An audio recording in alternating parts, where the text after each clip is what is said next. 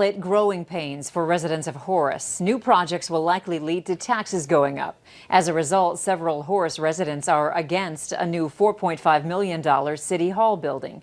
Valley News Team's Callie Hubbard has details on the plan.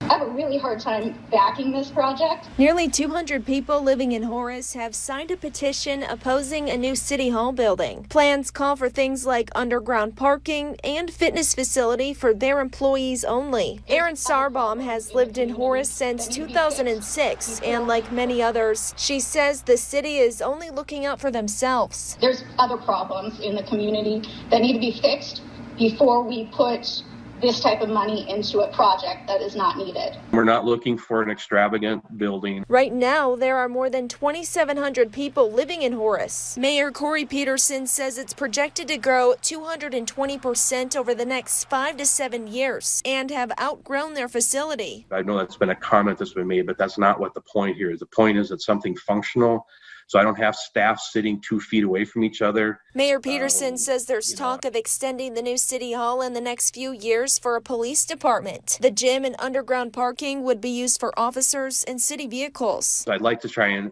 have as much of the city resources pay for this and not have to go to the taxpayers if we don't have to.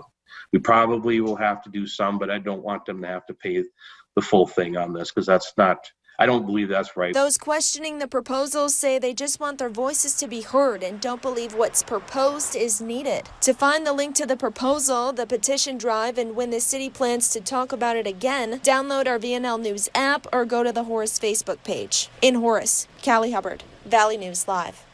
Meanwhile, a spokesman for the city of Fargo says they sold bonds in order to build City Hall in 2018. Those bonds will be repaid over the next several years, but the city says they were fortunate to be bonding at a time of very low interest rates. We also checked with West Fargo, which is building a new $10 million fire department. The city of Moorhead says there are no major building projects at this time.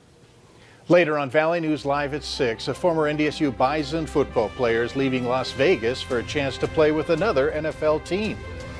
But next in weather.